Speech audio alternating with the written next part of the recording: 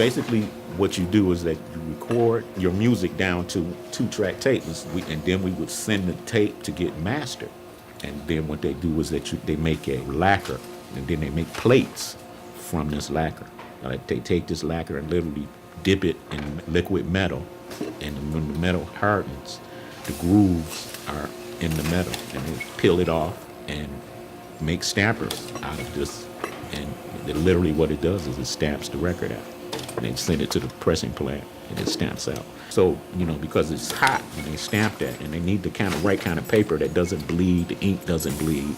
I can remember this visually. He had to tell me what kind of paper, so I had to go to the paper store and buy this paper for these labels and take them to the printing. The first couple of times it wasn't the right paper, so I had to go back and find the right paper, and then we had to print on one side of the paper because this special paper was glossy on one side and flat on the other. So you had to make sure that it was printed on the proper side. So we had to go through that process, but after a while I had became an expert at finding the right paper and the ink. And then I had to take them to Archer, which is the pressing plant in Detroit.